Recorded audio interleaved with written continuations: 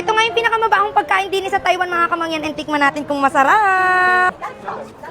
Pero lasa niya yung pero malalaman. So ayan, ito yung stinky tofu mga kamangyan, and ayan, inaluto na nila diyan, and ang daming na-order, ayan. Nay marayo ka pa lang, sobrang baho, na amoy mo na siya. So inaprito lang nila dyan mga kamangyan, pero yung iba, ano yan, na-steam. So kaya daw yan mabaho mga kamangyan, kasi nga inaburo daw yan. So yan yung itsura niya, may malaki, may maliit. Feeling ko naman mabubusog na kasi ang daming piraso. Lagyan na ng sauce mga kamangyan. After nun, alagyan ng repolyo dyan. Ayan, ito na nga siya mga kamangyan, and ang ganda ng lagayan.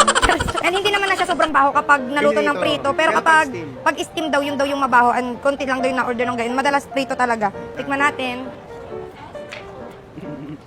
Pag kinain mo na, malalasahan mo yung mabaho. Ano? Parang yung hininga ko, parang Pero lasa niya yung pero malalaman. masarap pag may gulay. Parang nagiging favorite ko na siya. Try nyo to pag nagpunta kayo ng Taiwan.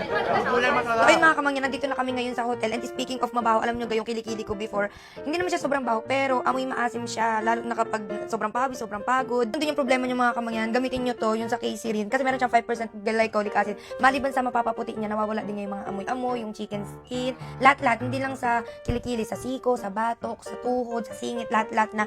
And inagamit ko talaga yan mga kamangyan. Ina-recommend ko din yan kapag sobrang may mga namong problema nga. Kaya kung gusto nyo rin ng ganito mga kamangyan, alagay ko to sa yellow basket. For the go!